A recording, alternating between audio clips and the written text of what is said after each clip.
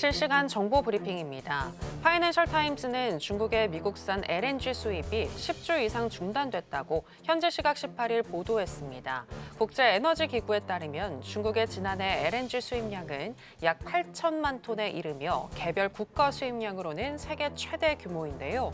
히토류 수출 통제에 나서며 미국의 대반격을 시도한 중국이 에너지 패권 강화를 노리는 미국의 천연가스 수출 증대 구상에 타격을 입히겠다는 포석으로 읽힙니다.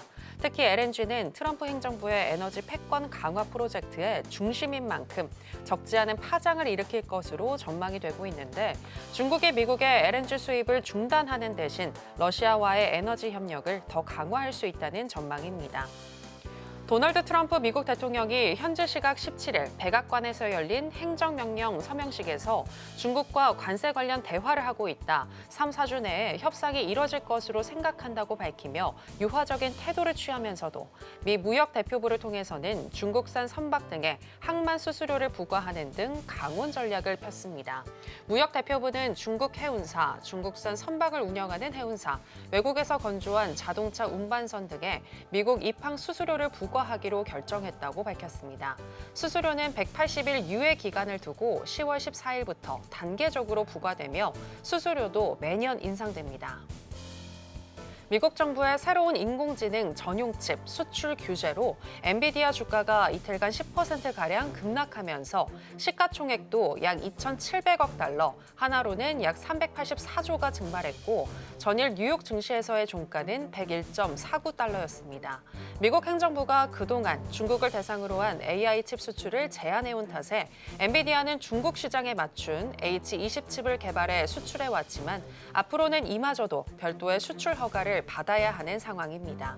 엔비디아는 이로 인해 55억 달러의 추가 비용이 들 것이라고 밝혔고 글로벌 투자은행 JP모건은 보고서를 통해 엔비디아의 연간 매출과 주당 순이익이 8에서 10% 감소할 것이라고 내다봤습니다.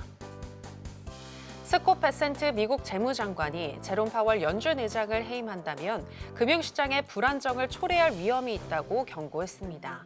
미국 정치 전문 사이트인 폴리티코는 현지 시각 17일 관계자 정보를 인용해 베센트 재무장관은 백악관 관계자들에게 파월 의장의 해임이 많은 위험을 초래할 것이라고 꾸준히 경고해왔으며 파월 의장의 해임이 빠르면 빠를수록 좋다고 트럼프 대통령의 소셜미디어 게시글과 관련해 다시 한번 이를 강조한 것으로 전해졌습니다.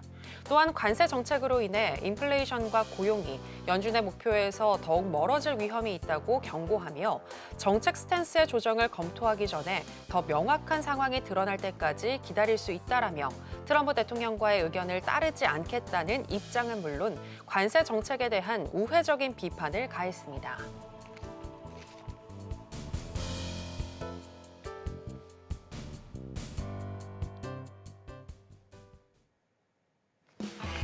지금은 해선시대. 여러분 안녕하세요. 해외 선물 상황을 가장 빠르게 알려드리는 시간 해선시대 정유현입니다. 미중 관세 협상이 원만하게 이루어지길 기다리고 있는 현재 미국 시장입니다. 트럼프 대통령은 중국과의 협상이 3, 4주 안에 결정이 될 것이라고 발언을 하면서도 모든 협상에서 미국이 우위에 있다는 점을 강조하고 있는데요. 이렇게 미국과 중국 사이의 신경전이 계속 이어지고 있는 가운데 앞으로 미국 시장 어떻게 흘러갈 수 있을지, 그리고 이 미중 무역 협상 관세 불확실성 속에서 우리는 어떤 상품으로 가장 투자 수익을 낼 수 있을지 한번 이야기를 나눠보도록 하겠습니다.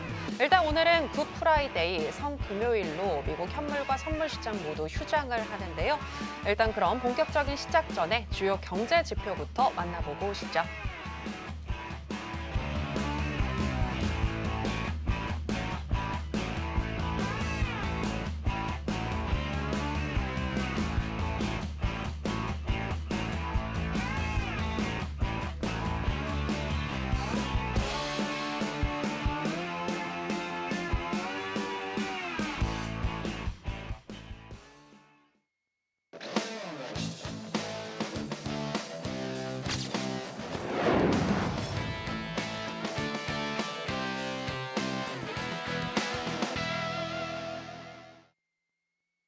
네, 파생 매매의 신 허생 마스터 나왔습니다. 마스터님 안녕하세요. 네, 안녕하세요. 네, 시청자 여러분들께도 인사 부탁드립니다.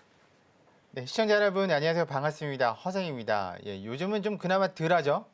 트럼프가 일어났는지 안 일어났는지 그냥 주가만 보면 알 수 있습니다. 가끔씩 한번 요동칠 때마다 일어났구나라는 표시를 하곤 하는데요. 지난주 또 지지난주에 비해서 이제 시장이 어느 정도 만연한 그 탄력 아니면 그런 저항이 좀 생긴 것 같습니다. 네, 그래서 앞으로 좀 매매가 더 좀 쉬워지지 않을까 그렇게 보고 있는데요. 지금까지 일어난 일들 그리고 현재 진행되고 있는 일들 여러분이 궁금해하시는 것들 모두 다 이번 시간에 풀어드리도록 하겠습니다. 채널 고정하시고 1시간 동안 잘 부탁드리겠습니다. 네, 변동성이 큰 트럼프의 관세 정책에 어느 정도 맷집이 생긴 현재 미국 시장인데 따라서 앞으로는 수익을 내는 투자자의 입장에서는 조금 더 쉬워질 수도 있겠다라고 분석을 해주셨습니다. 자, 구체적으로 우리가 어떻게 접근을 해서 수익이 날 수 있을지 오늘 1시간 저희와 함께 하시면서 이야기를 나눠보시면 좋을 것 같고요.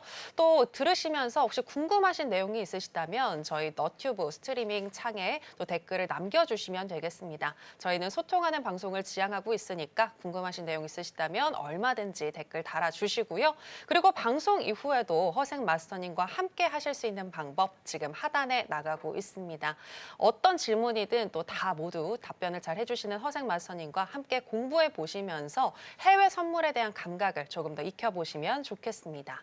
자, 그럼 본격적으로 해선시대 본격적으로 한번 저희가 시작을 해볼 텐데요. 일단 오늘 같은 경우는 성금요일의 날로 휴장을 하기 때문에 미국 시장, 선물과 현물 시장 모두 휴장을 하고 오늘은 기본적인 분석에 조금 더 초점을 맞춰서 이야기를 나눠보도록 하겠습니다. 일단 나스닥 선물과 관련해서 이슈를 점검해 볼까 하는데요. 자, 마스터님, 트럼프 대통령이 3, 4주 안에 협상이 이루어질 것이다라고 지금 발언을 했지만 네. 또 모든 협상에서 미국이 우위에 있다라는 점을 강조하고 있잖아요. 따라서 협상이 쉽지 않을 것이다라는 관측도 있습니다. 네. 마스터님 어떻게 보시나요? 뭐 저는 이제 개인적인 의견보다는 시장에서 여러분들이 좀 쉽게 볼 수 없는 리포트들을 좀 보고 들어오는 편이라서 말씀은 한마디로 드리면 트럼프가 쫄았다. 그러니까 트럼프가 쫄았다. 네. 그리고 시간은 중국 편이다. 그렇게 말씀드릴 수 있을 것 같습니다. 지금 상황에서 보면 저희 집에 이제 언제죠? 한 달 전쯤인가? 제빙기 아시죠? 얼음 만드는 제빙기가 고장이 났습니다. 그런데 이 손톱만한 부품이 하나가 없어가지고 그게 닳았다고 그러더라고요.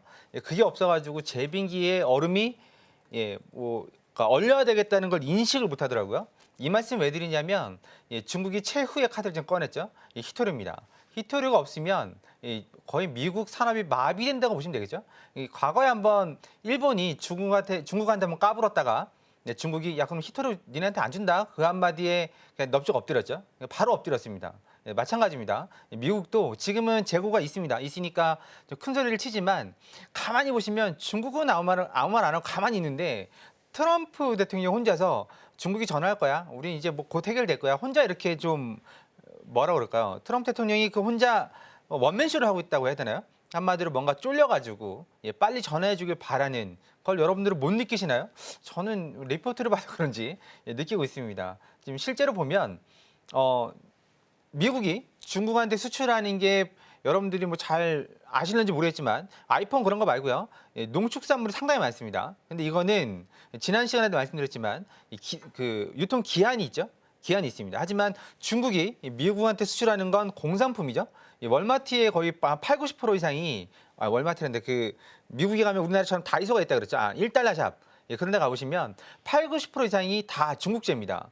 네, 그러니까 공산품은 플라스틱은 100년이 돼도 안 썩습니다. 그런 상태면 급한 건 당연히 미국이고 그렇다고 미국이 중국한테 농축산물 대두죠. 콩이 뭐 중국인들 콩을 많이 먹는 게 아니라 가축 사료로 많이 쓰입니다. 돼지고기 소비도 많고. 근데 그런 것들을 수출하지 않으면 트럼프의 기반이 무너지는 거죠. 그 수출을 막는다. 그럼 이제 기반이 무너지는 겁니다. 그런 상태이기 때문에 지금 현재 상황에서는 시간은 미국 편이 아니라 중국 편이라고 보고 있고 하지만 그 자국민들이 불안할까봐 트럼프 그 특유의 너스레라고 하나요? 그런 것들을 좀 푸는 것 같습니다. 여러분들이 보시기에 만약에 내가 미국인이라면 트럼프 저 한마디에 그래 그럴 거야라고 생각할 수 있겠지만 우린 제3자잖아요. 훈수는 제3자가 잘 둡니다. 바둑이든 장기든 뭐든.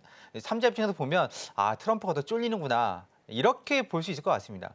그리고 중국도 만만치 않습니다. 중국은 지금 그나마 항생이 항생 지수를 보면 이게 뭐 이상하게 전쟁하는 게 맞나 싶을 정도로 뭐 어떤 분들은 디커플링이라고 그러는데 디커플링이 아닙니다. 그냥 항생 중국 자체만으로 모멘텀이 있습니다. 지금 중국에서도 이제 돈을 풀고 있죠. 시진핑이 공동부유라고 해서 있는 사람들 돈 뺏어다가 무슨 뭐 서민들한테 국민들한테 뿌려준다는데 중간에 다 삭제가 되고 있죠. 삭제가 돼서 뭐 부정부패로 삭제가 되고 엄한 데 쓰이고 있어가지고 뿌려지지 않고 있지만 중국하고 미국하고는 또 우리나라하고 좀 다릅니다. 지금 중국은 이제 앞으로 살 길은 AI 첨단 산업이라 보고 아예 그냥 무기한으로 조건 없이 대출도 해주는 벤처 창업도 많이 이루어지고 있기 때문에 중국하고 미국하고 좀 차원이 다릅니다. 한마디로 네가 이렇게 해서 결과 보고서를 쓰면 돈을 안 갚아도 돼. 참 신기하죠? 돈을 안 갚아도 된답니다. 돈을 빌려주고 그런 식으로 또 새로운 창업들을 일으키고 있기 때문에 그러니까 AI가 아주 뭐 고도로 발전한다고 해서 중국에 있는 국민들이 잘 사는 건 아니잖아요. 그렇죠? 중국은 지금 디플레이션이니까 돈을 안 쓰니까. 그럼 미국에 결국 소비를 해줄 건 미국인데 미국이 소비를 안 해주면 중국 당연히 어렵겠죠. 하지만 네, 중국에 지금 트럼프가 그렇게 하잖아요. 뭐냐 전화해. 전화 안 하면 후회할 거야. 막 거의 그런 식으로 하면 이 상태에서 여러분 전화하시겠습니까? 전 전화 못 할 것 같은데요. 창피해서. 아니 한 나라에 거의 왕처럼 사는 시진핑이 과연 그 말 듣고도 전화할까요? 저 진핑인데요. 그러면 전화하겠습니까? 당연히 안 하죠. 당연히 안 합니다. 아니 저기서 막 그렇잖아요. 원래 1진하고 2등하고는 안 싸워요. 그죠? 여러분 학교 다니면서 아시잖아요. 1등하고 그러니까 1진 싸움 제일 잘하는 친구하고 그다음 친구는 서로 안 싸웁니다. 안 싸우는데 이상하게 1등이 지금 2등을 괴롭히는 거죠. 그럼 2등 입장에서는 어떻게 해야 되죠? 그리고 고개를 숙여야 됩니까? 아니죠. 버틸 만큼 버텨야 되는 거고. 그러니까 지금 결국 한마디로 얘기하면 트럼프가 자기 무덤을 스스로 파고 있는 것 같아요. 자기가 뭐 어떻게든 트랩을 써서 이제 구덩이를 팠는데 결국은 구덩이로 시진핑이 안 오고 있는 거죠. 결국은 계속 구덩이를 두들기는 겁니다. 이거 괜찮나? 괜찮나? 그리고 언론에다가 저기 구덩이 있어요라고 말도 해주고 그러고 있는 상태입니다. 제가 볼 땐 그래요. 그래서 이게 어떤 분들은 3, 4주 그건 트럼프 생각이고요. 시진핑은 별로 그런 생각이 없어 보입니다. 이 상태에서 전화하면 바보가 되고 오히려 웃긴 게 뭐냐면 지금 트럼프 반대 시위가 엄청나게 많아지고 있습니다. 그럼 TV 보셔서 아시겠지만 중국은 반대 시위가 있던가요? 없습니다. 있으면 지두세도 원래 끌려가가지고 사라지죠. 1, 2년 동안 사라집니다, 그냥. 마윈 회장도 6개월 동안 살았다 왔는데 일반인은 오죽하겠습니까? 흔적도 없이 사라져요.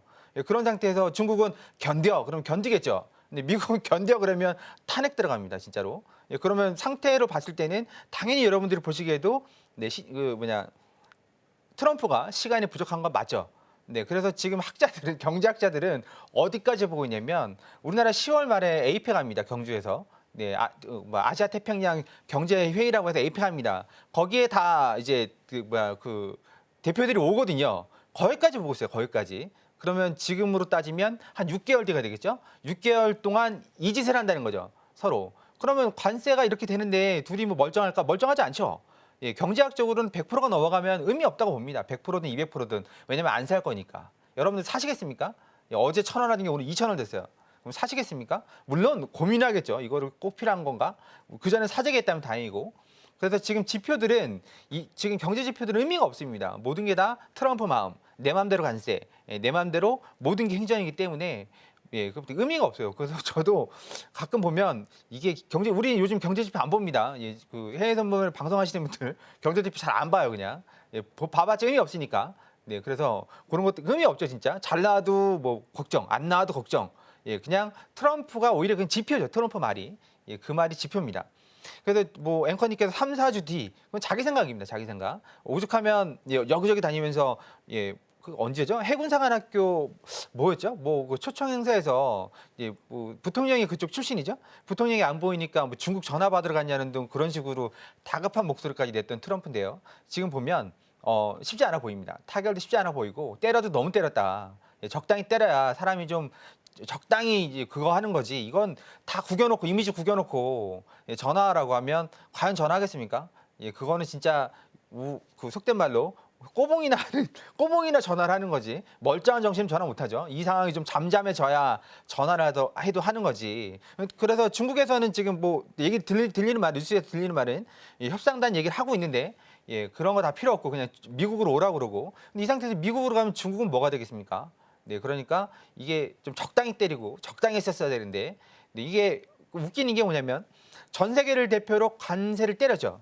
관세를 때렸는데 20% 40%막 때렸는데 중요한 건 전부 반발이 생기고 배째라고 그러니까 결국은 트럼프 입장에서도 뭔가 하나는 쥐긴 쥐어야 되는데 그게 만만한 게 중국이었던 겁니다. 근데 때려도 너무 때리니까 지금은 협상이고 뭐고 다 이루어질 수 없는 상황이다. 평행선을 갈 수밖에 없는 상황이고 이 상황은 좀 트럼프가 입 닫고 가만히 있든 아니면 뭔가 큰 이슈가 하나 터져야지 이게 좀 어느 정도 무마가 되는 거죠. 그렇잖아요. 여러분도 배우자분과 싸웠을 때 싸우자마자 돌아서 1분 뒤에 화해하진 않지 않습니까? 근데 뭔가 하나 시간이 좀 필요하지 않나 그렇게 보고 있습니다. 3, 4주는 트럼프가 희망하는 기간이고 실제로 중국은 좀 조용히 좀 해. 이 분위기죠. 조용히 좀 해. 그래서 시간이 좀 걸리고 최대 APEC까지 갈 수도 있다. 그렇게 지금 결론이 나와 있습니다. 그래서 우리는 그거 어떻게 되냐? 그게 뭐 중요합니까? 솔직히 해외 선물하는데 중요하지 않습니다. 주식하시는 분들은 중요하겠죠. 관련 업종들이 있으니까. 하지만 이제 결론은 항상 그겁니다. 해외 선물하는 입장에서는 전혀 중요하지 않다. 그냥 그때 대응만 하시면 되고 지난주였나요? 지난주 호가창에 20개씩 떠다녔거든요. 그때도 우리는 매매에서 수익을 냈고 요즘은 한 4-5개밖에 안 뛰어다닙니다. 그런데 워낙 이게 그 변덕이 심하니까 봉 하나가 240틱 기준으로 봉 하나의 길이가 100틱, 80틱씩 나오니까 좀 변동성이 심하지만 그래도 할 만하다. 그래서 여러분께서도 주식에서 이 뭐 머리 아플 필요 있습니까? 데이 트레이딩 하시면 충분히 수익 월급만큼 가져갈 수 있으니까 좀 관심 가져보시고 주식 하시는 분들은 좌절하지 마시고 이건 해결됩니다. 그리고 이 정도 떨어졌으면 거의 저점이라 봐야 되겠죠. 트럼프가 이제 또 이상한 짓을 하지 않는 이상은 이렇게 갈 거라고 보고 가장 중요한 건 이번에 화들짝 놀란 걸 전 세계가 알고 있습니다. 트럼프가 국채가 올라가는 거, 국채 금리가 올라가는 거 보고 화들짝 올라가서 수습하는 걸 봤기 때문에 우리는 트럼프의 약점을 너무나 잘 알고 있고 본인만 본인 약점 없다고 생각하고 있을 뿐 전 세계가 다 알고 있습니다. 트럼프 약점은 국채였구나. 그리고 시간이구나. 다 알고 있으니까 여러분들께서도 이런 부분들은 중심 잡고 보시면 되고 그런 걸 잘 모르겠다. 그럼 해선시대 시청하시면서 보시면 될 것 같습니다. 그래서 결론은 3, 4주는 트럼프의 희망이다. 이렇게 결론 내리도록 하겠습니다. 네, 급한 건 미국이다. 현재 지금 시간은 중국의 편이기 때문에 중국이 버티기에 들어간다면 미중 무역 협상은 3, 4주가 아니라 더욱더 길어질 수 있겠다라고 분석을 해주셨습니다. 자, 그렇다면 당분간은 계속해서 변동성이 심한 장세가 예상이 된다. 그렇게 보시는 건가요, 마스터님? 네. 당분간은 뭐 변동성이 있겠지만 네. 지금까지와는 좀 다르게 그나마 좀 편안하게 좀 이루어지지 않을까? 원래 변동성이 있는 거니까요. 그러면은 조금 네. 완만하게라도 우상향하는 기조를 다시 이어가다가 혹시 네. 일본이나 중국이 부채를 매도하기 시작하면 다시금 하락할 수 있을까요? 그게 네. 참 경우의 수가 많습니다. 우리가 이제 채권 시장은 채권을 다루는 건 아니니까 채권을 일단은 중국이든 일본이든 팔지 않았다고 합니다. 이번에 뭐 채권 금리와 관련해서 움직였던 것들은 전부 다 그 자국에서 해결된 헤지펀드들이 마진콜을 당하기 직전이어서 그렇게 되었다고 합니다. 그러니까 한마디로 우리들이 뭐 언론 TV 통해서 나오잖아요. 너튜브 통해서 국채가 대량으로 매도되고 어쩌고저쩌고 아직까지 그런 상황은 아니고요. 매도도 쉽지 않습니다. 왜냐하면 내가 국채를 예를 들어서 100을 갖고 있었어요. 100을. 그럼 이거를 미국을 어떻게든 뭐 그거 하려고 겁박하려고 반을 팔았어요. 시장에. 반을 팔게 되면 국채 금리가 흔들리죠. 그럼 내가 갖고 있는 50은 어떻게 됩니까? 다 같이 타격을 받는 거거든요. 그러니까 국채를 만약에 중국이 던진다면 자기도 죽을 각오로 던지는 겁니다. 죽을 각오로. 그러니까 결국은 국채를 던지기 쉽지 않다. 하지만 중국은 계속해서 팔아왔습니다. 그거를 금으로 바꿨고요. 골드로 바꿨습니다. 골드로 바꿔서 그렇게 좀 채워가고 있는데 근데 그게 쉽지 않습니다. 뭐냐면 중국이 여러분들이 생각하시기엔 금을 많이 보유하고 있는 거죠. 그렇지 않습니다. 잠깐 표 하나 볼까요? 제가 그렇지 않아도 표를 하나 준비해 왔습니다. 이게 총 외환 보유액이고요. 보시면 이게 골드의 양이고 이게 금의 비중입니다. 그러니까 총 외환 보유액 중에서 골드의 비중이 얼마나 되느냐입니다. 그러니까 총 중국은 이 정도입니다. 외환 보유액이 어느 정도인지 중요한 건 아니에요. 네. 그런데 여기에서 5.3%가 금으로 갖고 있는 거고요. 미국은 여기 있습니다. 미국은 외환 보유액 중에서 얼마죠? 74%를 골드로 갖고 있어요. 그럼 이게 게임이 되겠습니까? 게임이 안 돼요. 옆에 보면 독일도 이 정도 갖고 있고요. 네, 이탈리아도 이 정도 갖고 있습니다. 70%대를. 프랑스도 갖고 있습니다. 그럼 대한민국 얼마나 갖고 있을까요? 기대하십시오. 2%입니다. 2%만 갖고 있습니다. 10년째 금을 안 사고 있죠. 금을 안 산 이유가 제일 꼭지를 사가지고 청문회 가서 된통 얻어맞고 그다음에 쫄아서 안 사고 있다가 10년째 골드 올라갈 때 눈 뜨고 지켜보고 있는 겁니다. 하지만 중국은 열심히 채우고 있죠. 고가를 채우고 있습니다. 하지만 이 퍼센티지가 워낙 크죠. 그러니까 누가 뭐 골드를 뭐 중국이 막 쓸어담고 있다는 맞는데 쓸어담고 있어도 골드도 희소성 때문에 올라가는 거 아니겠습니까? 그럼 결국은 쓸어 담아도 뭐 10년, 20년 쓸어 담아도 이걸 넘어가기 쉽지 않다. 예. 근데 미국 같은 경우는 최악의 경우는 이게 지금 몇 년 전이죠? 한 30년 전인가 40년 전 가격으로 지금 기록이 돼 있는 건데 이거를 현재 가격으로 따진다 그러면 이 부채가 확 줄어들겠죠? 예, 그러려고 지금 하고 있습니다. 트럼프가 잔머리 굴려가지고. 그런데 시장에서 그걸 용납을 안 하고 있죠. 네, 일단은 매입가로 기준이 돼 있으니까 이런 거 보시면 뭐랄까 아무리 찌지고 볶고 싸운다 하더라도 쉽지 않아 보입니다. 국채를 던진다면 가치 죽을 각오로 던져야 되는 거고 그렇다 그러면 또 하나 이제 우려되는 상황이 있죠. 일본이 엔캐리 트레이드를 할 수 있는 상황 꼭 염두에 두셔야 됩니다. 그런데 아직까지 안 나왔다. 그러니까 항상 이루어지고 있거든요. 근데 그게 한 방에 왕창 쏟아지느냐 아니면 그냥 뭐 시간 그 장의 흐름대로 쏟아지느냐 그 차이입니다. 왜냐하면 국채 금리의 그 갭이 줄어들고 있고 금리 차가 줄어들고 있고 거기다가 빅테크의 주가까지 하락을 한다 그러면 이건 은행 일본에서 빌려가지고 미국에 투자하는 그런 이득이 없어지지 않습니까? 그러면 당연히 팔고 일본으로 와야죠. 그런 상황인데 아직까지도 크게 나오지 않았다면 앞으로도 그렇게 크게 나올 것 같지는 않습니다. 네, 그렇게 좀 보시면 되고 앞으로도 변동성 당연히 크겠죠. 이게 미국과 중국 간의 변동성보다 트럼프의 한마디 한마디의 변동성이 나오는 거기 때문에 항상 손절 걸어두시고 오버나잇 당분간 하지 마시고 그렇게 좀 대응하셨으면 좋겠고 그러면 가끔 묻거든요. 저점이 나왔냐? 그걸 알면 제가 집에 있는 걸 모두 털어서 샀겠죠.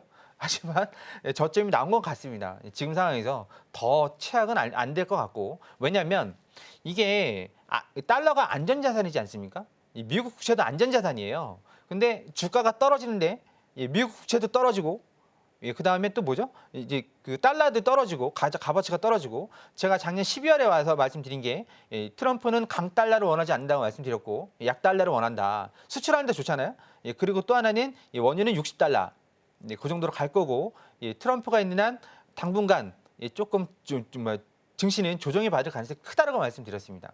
그럼 약달러는 맞는데 100 밑으로 떨어지는 게 약한 겁니다. 100 위는 다 강한 거예요. 100이 기준이니까요. 네, 그렇게 보시면 되고 그럼 이 상태를 유지할 거냐? 꼭 그렇진 않습니다. 100 위로 올라가긴 올라갈 건데 지금 쇼크로 내려간 거죠. 그러니까 지금 시장에서는 미국을 더 이상 신뢰하지 않는 겁니다. 미국을 신뢰하지 않으니까 달러를 버리는 거죠. 그리고 골드를 사는 거죠. 미국을 신뢰한다 그러면 2008년도처럼 신뢰한다 그러면 적어도 달러가 100m로 떨어지지는 않겠죠. 네, 근데 당분간은 좀 달러 약세가 90m로 그러니까 100m로 있다는 얘기가 아니라 110, 뭐 104, 105 이 정도까지는 가지 않을 걸로 보여집니다. 네, 이렇게 해서 마무리하겠습니다. 네. 그렇다면 미국 시장 계속 변동성이 일단은 이어질 것이다라고 분석을 해주셨는데 그럼 이런 변동성이 심한 장세 속에서 우리가 어떤 상품에 투자를 했을 때 가장 수익률을 극대화시켜 볼 수 있을까요? 당연히 해외 선물이겠죠. 네네. 여러분들 주식 사셔가지고 3% 5% 수익 내는데 상당히 힘드시죠? 힘듭니다. 해외 선물은 당일 수익을 내고 손실이 날 수도 있습니다만 수익을 낼 수 있는 상품이기 때문에 바로바로 뭐 돈을 벌어갈 수 있습니다. 그래서 이걸 두고서 자식한테 물려주니만이 고민도 많이 하실 겁니다. 주식을 두고서 해외 선물은 물려줄 수 없을 뿐더러 만기가 있으니까 당연히 그 중에서도 나스닥 상품을 하셔야죠. 오일 골드도 나쁘진 않은데요. 중요한 건 우리가 변동성으로 그 가성비를 좀 따져야죠. 손익비가 아니라 가성비요. 손익비는 손절 대비 수익인데 이거는 솔직히 손익비 따지시는 분 치고서 돈 많이 버시는 분 못 봤습니다. 왜냐면 아니 내가 손절을 뭐 50만큼, 30만큼 걸었는데 꼭 30만큼 먹어야 됩니까? 시장이 안 주는데 시장이 주는 만큼 먹는 거죠. 네, 그런데 가성비는요. 동일한 시간을 투입했을 때 5일에서 100만 원을 벌려면 좀 한 세월이 걸릴 수도 있습니다. 하지만 나스닥 같은 경우에는 우리가 가끔 보여드리죠. 작년까지 보여드렸죠. 요즘은 안 보여드리는데 뭐 100만 원 버는데 1분, 2분 만에 100만 원을 벌 수도 있고 거꾸로 가면 마이너스가 날 수도 있지만 제대로 알고 들어간다 그러면 뭐 100만 원 버는데 뭐 1, 2분밖에 안 걸리는 경우도 있고 뭐 최대 5분을 넘지 않습니다. 제대로 내가 타점을 잡았다면 그럼 그런 타점 잡는 방법은 연구를 하셔야죠. 이거는 감으라는 게 아닙니다. 물론 감도 있어야 되겠죠. 왜냐하면 기법도 있어야 되고 기법의 베이스가 돼야 되고 기법을 이해해야지 베이스가 생기는 거죠. 그 기법을 기반으로 타점을 잡는 건 어느 정도 트레이닝의 영역입니다. 내가 눈치 없어. 눈치 다 필요 없고요. 연습을 하시면 감이 생깁니다. 감으로 때리라는 얘기가 아니라 계속 훈련을 트레이닝을 하셔야죠. 그런 것들은 매주 월요일 날 공개 방송을 하고 있습니다. 오전 10시 10분 항생장 하고 있고요. 저녁 10시에 퇴근하고 오시면 그렇게 무료 공개 방송 들어오시면 충분히 여러분께서도 그 시간을 좀 투입을 하셔야 되겠죠, 당연히. 보자마자 알면 그건 말도 안 되는 거죠. 그렇게 해서 감각을 키워가시면 됩니다. 매주 하고 있으니까 오시면 일목균형표가 배에 있으니까 여러분들이 좀 알차게 그리고 좀 안전하게 하실 수 있습니다. 다음 주에도 월요일 날 항생장을 쉽니다. 참 신기하죠? 홍콩은 부활절은 이틀을 쉬죠. 크리스마스도 이틀을 쉽니다. 부처님 오신 날은 하루 쉽니다. 그래서 월요일 날은 항생장이 쉬니까 저녁에 퇴근하시고 들어오시면 10시에 들어오시면 제가 친절하게 다 설명해 드리도록 하겠습니다. 네, 변동성이 심한 장세에서 또 하락에도 베팅할 수 있는 해외 선물 집중해 보자라고 하셨고요. 또 해외 선물 여러 가지 상품들 중에서 나스닥이 가장 가성비가 있는 상품이 될 것이다라고 얘기를 해 주셨습니다. 자, 그리고 나서 또 이렇게 매매하는 스킬과 관련해서 우리가 또 장중에 어떻게 대응을 해야 할지 구체적으로 알고 싶으신 분들은 무료 공개 방송에서 알려주시겠다라고 약속을 해 주셨는데요. 매주 월요일 오전과 오후 두 차례에 걸쳐서 무료 공개 방송 진행을 해주고 계시니까요. 무료이니까 여러분들 부담 갖지 마시고 일단 들어오셔서 마스터님이 하시는 이야기들 잘 흡수해 보시면 좋겠습니다. 자, 이렇게 해서 나사 선물을 한번 짚어봤고요. 짧게 크루드 오일과 관련해서도 질문을 한번 드려보도록 하겠습니다. 네, 크루드 오일 그리고 또 코인도 지금 관련해가지고 좀 질문을 한번 드려보도록 할게요. 네. 크루드 오일 같은 경우에는 지금 미국이 이란을 압박하고자 네. 중국 정유사를 제재 대상에 포함시켰죠. 네. 또 이를 통해서 원유 공급이 부족해질 것이란 전망에 어제 급등을 했거든요. 네. 네, 앞으로 어떻게 이어질 것이라고 보시는지 어떤가요? 그냥 60달러 내에서 머물 것 같습니다. 아, 그러면 어제의 상승은 잠깐 단기적인 상승이었다. 네, 그렇게 봐야죠. 아, 네, 지금 미국 입장에서는 기존에는 지금 미국하고 1대 80으로 싸운 거 아니겠습니까? 1대 80으로 싸운 거지. 그러니까 트럼프 혼자서 80개국을 상대한 거였거든요. 네. 거의 미친 거였죠. 근데 혼자서 자기가 뭐 슈퍼맨도 아닌데 아무리 미국이지만 1대 80으로 싸우려다가 지금 1대 1로 됐죠. 예, 그런 상태입니다. 그런데 지금 뭐라 그럴까요? 중국을 압박하기 위해서 이란까지 지금 때리고 있는, 이란하고도 볼 일이 있죠. 지금 중국이 볼 일이 있습니다. 네, 그렇지만 그게 이슈가 오래 가진 않습니다. 네, 여러분들이 가끔 착각을 하시는 게 뭐냐면 이게 이러니까 그러니까 때렸으니까 올라갈 거야. 예, 이미 때리기 전부터 올라가고 있습니다. 그리고 내가 사면 어느 정도 그러니까 고점이거나 중간 고점이에요. 예, 그런 상태에서 이게 더 간다고 막 기도하고 신나가지고 막 들떠가지고 있으면 오히려 더 큰일이 생기거든요. 적절히 익절하지만 자리에 들어갔으면 적절히 익절하시는 게 좋은 거고 60달러 후반까지는 힘들 것 같고 60달러 중반 정도까지는 갈 수 있을 것 같지만 결국 60달러 초반까지 내려오지 않을까. 왜냐면 트럼프 정책이 화석 에너지가 아니잖아요. 친화석 에너지입니다. 그리고 지금 뭐 원인을 뽑을 수 있는 데서는 그냥 땅을 다 파서 뽑아라. 거의 그 주의니까. 네, 그러니까 결국은 크루드 오일 값은 내려갈 수밖에 없습니다. 그 얘기는 제가 정확하게 6개월 전부터 말씀드린 거였죠. 11월 달 트럼프 당선되자마자부터 원유는 60달러 갈 거라고 그렇게 말씀드렸을 때 주변에서 한마디씩 다 했습니다. 과연 갈까? 네, 저는 갈 거라고 분명히 말씀드렸습니다. 골드도 3,000달러 갈 거라고 말씀드렸었고, 네, 그런데 결국 다 갔죠. 다 갔습니다. 제가 보는 시향이 그렇게 짧은 시향도 아니고 차츰차츰 간다고 말씀드렸으니까 간다고 봅니다. 네, 그래서 60달러, 70달러는 당연히 못 넘을 거고 아무리 이슈가 폭발적인 이슈여도 예를 들면 뭐 사우디나 이란의 원유 생산 시설에 동시에 막 두세 군데에서 불이 난다 그러면 진짜 거의 뭐 폭등을 하겠지만 왜냐면 불 나면 끄는데 한참 걸리잖아요.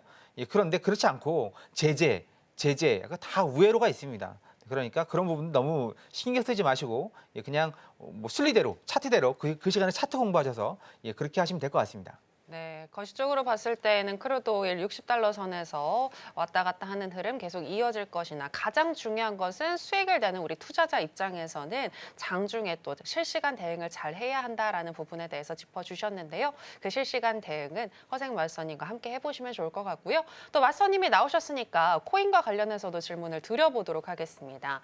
마스터님, 저희가 이제 네.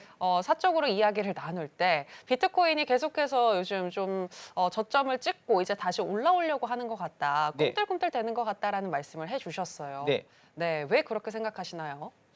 일단 좀 차트를 좀 보도록 하겠습니다. 네. 뭐 말이 필요 있겠습니까? 차트를 보시면 되지. 자, 지금 이 선은 제가 거의 한 달째 그려놓은 선입니다. 예, 보신 분들은 아실 겁니다, 방송. 이 선이 뭐죠? 추세선입니다.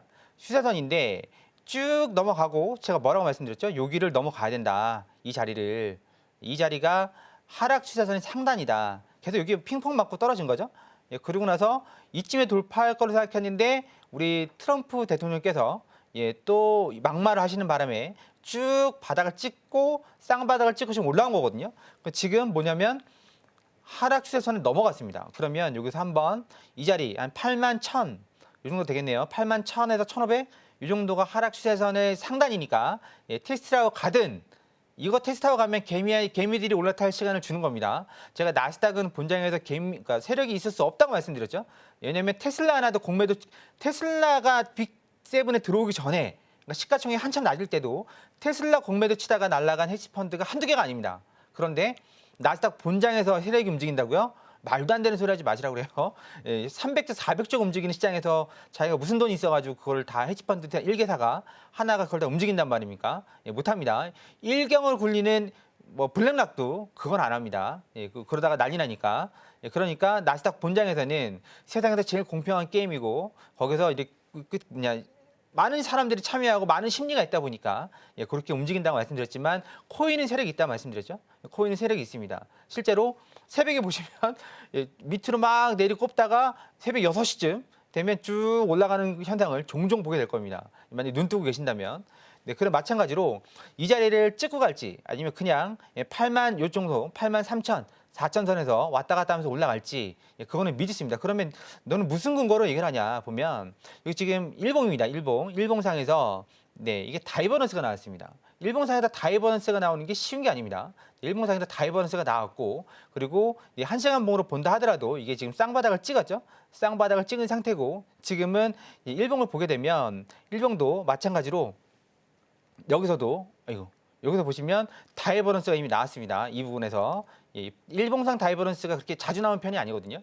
그렇게 따져본다 그러면 지금 어느 정도 뭐라 그럴까 저점은 좀 찍었고 이제 뭐 숨고르게 하고 올라가지 않을까. 그리고 또 글로벌 M2라 그러죠. 통화량 본다 그러면 이미 올라가고 있습니다. 통화량과 가장 밀접한 자산이 증시지만 그 전에 코인은 밀접함을 넘어서 여러분들 그 다마스라는 차 아시죠? 다마스는 휘발유 냄새만 맡아도 막 주유를 안 하고 주유소만 스쳐 지나가도 연료가 채워진다는 설이 있습니다. 한마디로 연료가 얼마 안 된다는 얘기죠. 마찬가지로 코인도 그 유동성이 가장 핵심인 자산이기 때문에 지금 이미 글로벌 통화량은 한 10주 정도 후행한다고 보면 됩니다. 코인이 지금 그 자료는 지금 안 갖고 왔는데 마찬가지로 M2가 지금 증가하고 있습니다. 한마디로 코인이 올라갈 수 있을 만한 여건이 되는 거죠.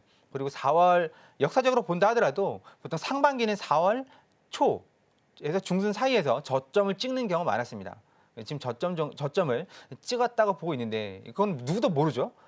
누구도 모르지만 지금 1차적으로 시야를 봤을 땐 추세선은 이미 넘어갔다. 그래서 여러분들께서 만약에 코인 투자를 하신다면 좀 눌림 자리 잘 찾으셔서 들어가시면 되고 그 전재산 투자하시면 안 됩니다. 일단 해외 선물 하시면서 돈 버셔서 번 수익으로 코인으로 넘어가시라고 말씀드렸죠. 그렇게 좀 진행하시면 될 것 같습니다. 이렇게 마무리하겠습니다.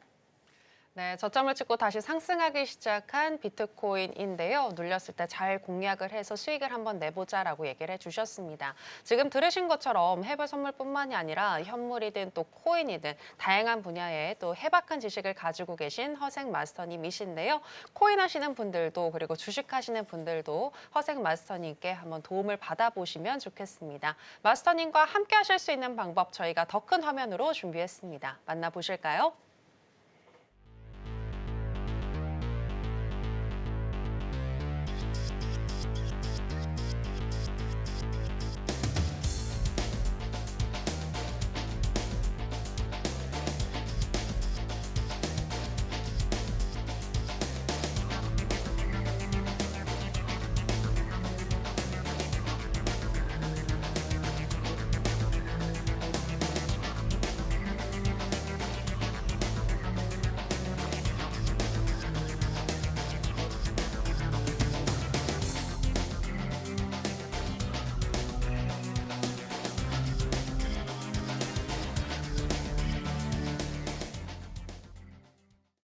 네, 계속해서 마스터님의 노하우를 알아보는 시간으로 들어가 보겠습니다.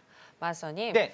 마스터님 일목이 마스터 과정 운영을 하고 계시잖아요. 네. 근데 자주 안 해주시는 걸로 알고 있는데 네. 짧은 버전으로 오늘 한번 도와주신다고요? 네, 오늘 그냥 짧고 굵게 한 방에 정리해 드리겠습니다. 와, 네, 기대됩니다. 시작해 주시죠. 최근 작년하고 올해까지 해서 일목균형표를 제가 계속해서 1년째 강의를 유지하고 있는데 최근 들어서는 좀 이제 스타일을 좀 바꿨습니다.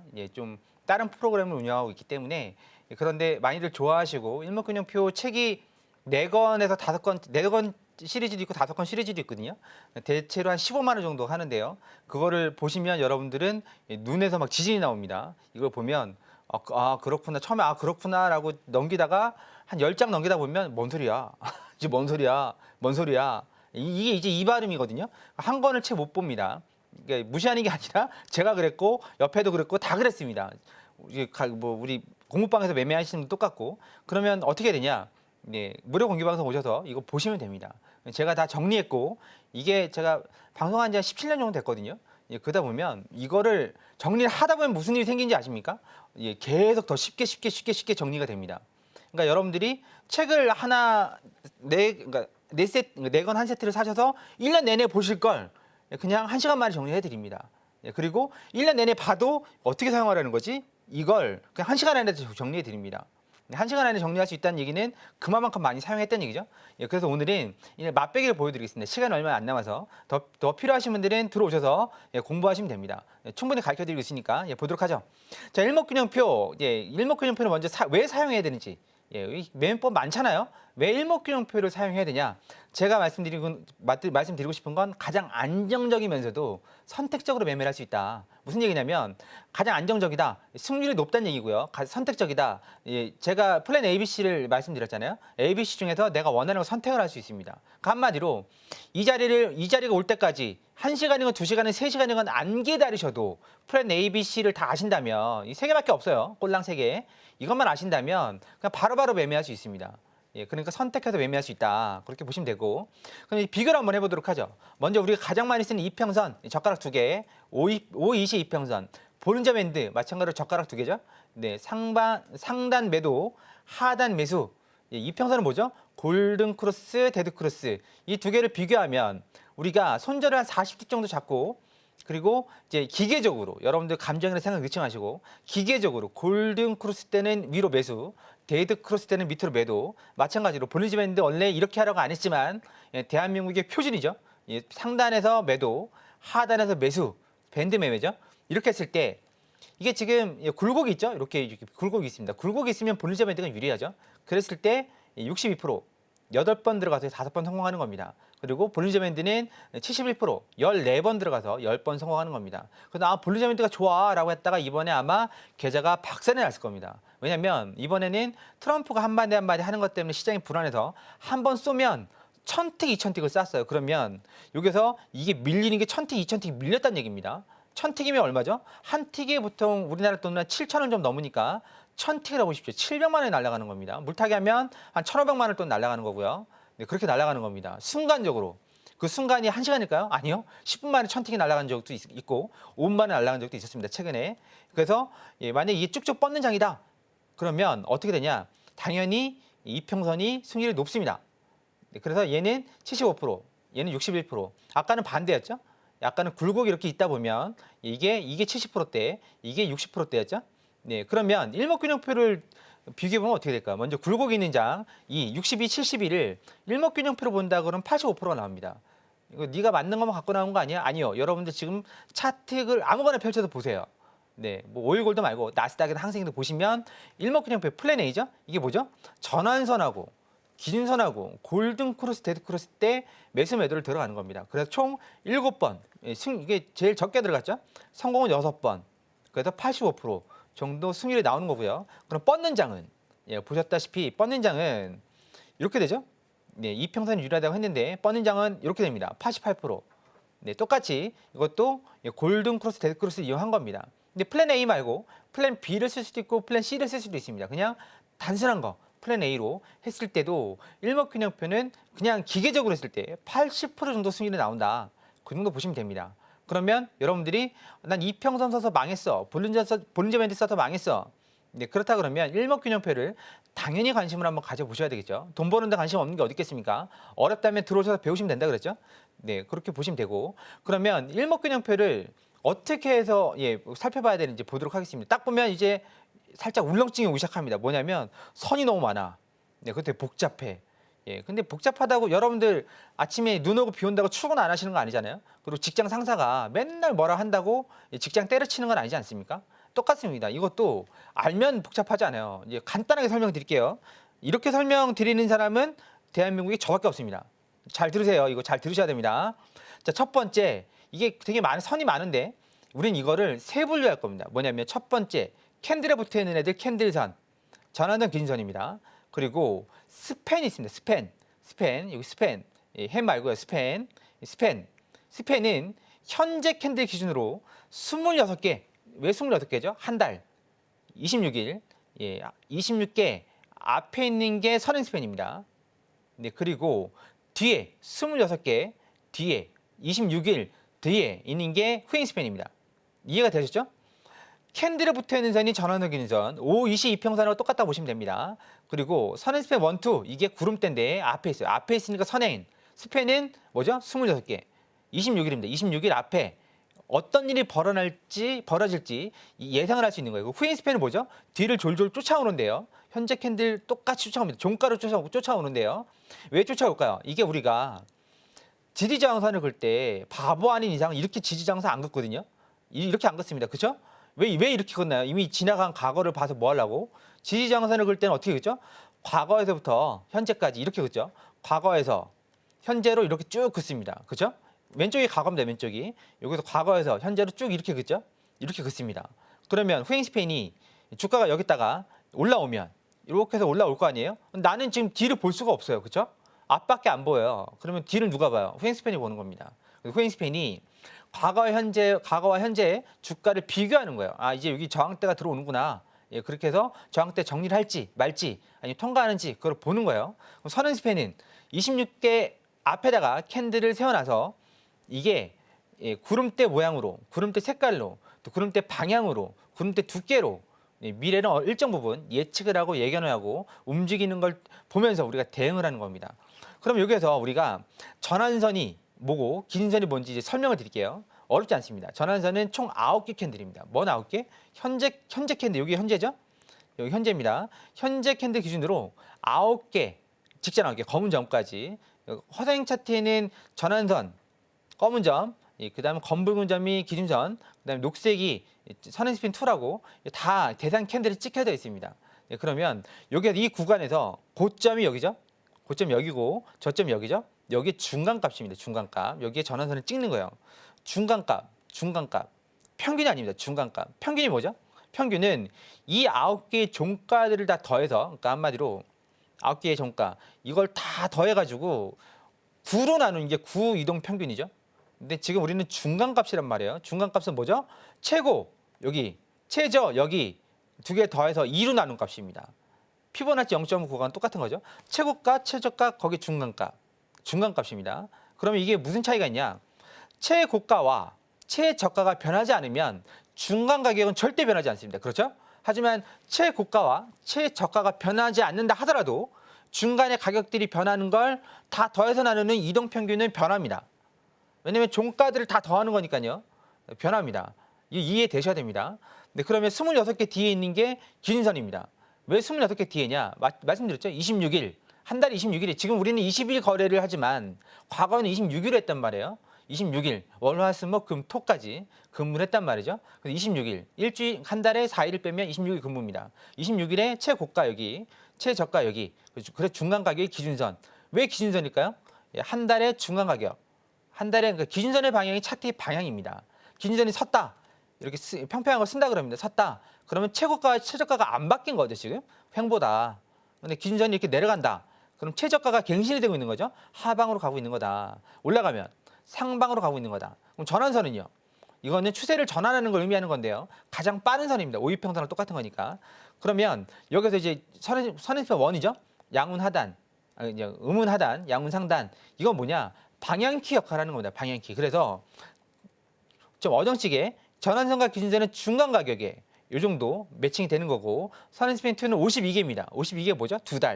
두 달간의 주가의 고점과 여기죠? 저점의 중간 가격을 앞에다가 표시한 거예요. 그래서 우리가 여기서 보면 전환선이 기준선을 뚫고 올라가면 이 자리죠? 뚫고 올라가면 이게 골든 크로스입니다. 그래서 빨간색 화살표를 보여드리고 있고 밑으로 뚫고 내려가면 파란색 화살표 보여드리고 있습니다. 그리고 선앤스펜 1, 2는요. 선앤스펜 1이 빠른 거니까 얘가 위로 뚫고 올라갈 때 양운이 나오고 밑으로 뚫고 내려갈 때 음운이 나옵니다. 우리는 별표를 표시해드리고 있죠. 그리고 마지막으로 후잉스팬이 여기죠. 후잉스팬이 구름대를 뚫고 올라갈 때 진입을 하는 게 돌파 매매 플랜 B예요. 그래서 여기는 A, C, B, A, B, C 이렇게 표시를 해드리고 있고요. 이게 A가 승률이 80%가 넘는다는 얘기죠. 그러니까 기계적으로 했을 때 그렇게 되는 겁니다. 그러면 우리가 이거를 어떻게 매칭을 시킬 것이냐? 그건 여기에 나옵니다. A, 전환선 기준선은 골든 크로스, 데드 크로스 보이시죠? 이렇게 위로 밑으로 내려갈 때 하시면 되는 거고 이 중에서 우리는 지지대를 쓰는데 뭘 지지대를 쓰냐면 제일 센 애가 뭐냐면 기준선하고 선앤스펜 2입니다. 얘는 62평선보다 세고 기준선은 22평선보다 셉니다. 그래서 이 평평할 때 이런 자리들, 평평할 때 이런 자리들, 평평할 때 이런 자리들, 이런 자리들에서 매수를 받고 매도, 눌린 매수, 눌린 매도를 받는 겁니다. 그게 플랜 A고요. 그리고 여러분들이 뭐 돌파 매매, 직전 고점 돌파 매매 그런 거 다 의미 없고요. 타겟을 정해야 되는데 우리는 구름대하고 62평선을 타겟을 정합니다. 그래서 플랜 B를 그렇게 해서 만들었고 플랜 C는 이 변곡이 될 때가 뭐라 그랬죠? 정배가 역배열이 시작되는 곳이다. 여러분들 정배라서 매수 받으셔야 되고 역배라서 매도 치셔야 되는 거죠. 그러니까 이런 것들을 한눈에 보여드리는 게 구름대입니다. 그래서 구름대 매매가 플랜 C입니다. 이렇게 했을 때 우리가 이 정도 승률을 가져가고 있습니다. 보통 한 달에 3, 4패 정도? 1패 한 달도 있고요. 이 정도 수익을 가져가고 있으니까 꽤 높은 거죠. 꽤 높은 승률입니다. 우리는 지금 다 이것도 같이 공방에서 매매하다 보면 장이 좀 빠르니까 플랜 B나 C를 쓰지도 못하고 플랜 A만 쓰는 경우에도 이 정도 승률이 나온 겁니다. 그러면 꽤 높은 승률입니다. 그래서 이런 것들은 월요일이죠. 10시 10분 오전 그다음에 저녁 10시에 무료 공개 방송에서 하나씩 설명드리고 있으니까 오셔서 공부도 하시고 수익도 벌어가시고 하시면 될 것 같습니다. 더 자세한 시간상 여기까지 마무리하도록 하고 더 자세한 내용은 월요일날 무료 공개 방송 때 뵙도록 하겠습니다.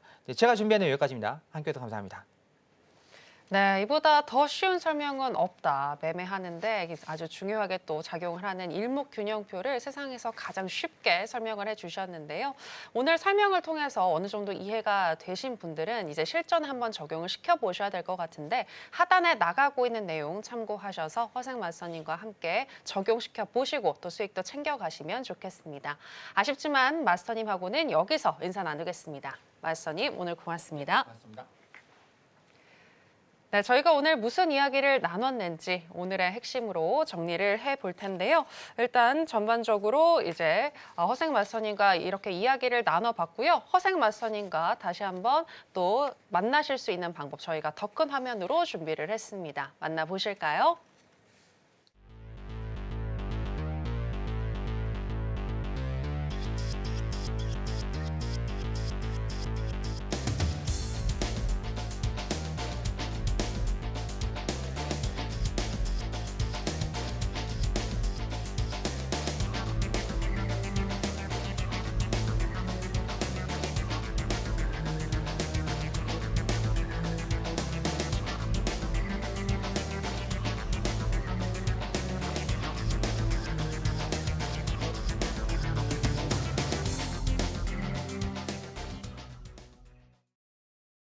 네, 마스터님과 함께 하실 수 있는 방법 화면으로 만나보고 오셨고요. 저희가 방송에서 전해드리는 내용은 투자 판단에 대한 조언일 뿐 해당 상품의 가치나 수익률을 보장하진 않습니다. 그리고 해선시대와 서울경제TV는 자본시장 통합법을 준수하고 있습니다. 1:1 투자 상담, 유사 수신행위 등 모든 불법 사항을 엄중히 금지하고 있으니 이 부분 유의해 주시기 바랍니다. 저희가 준비한 내용은 여기까지입니다. 함께 해주신 여러분 고맙습니다.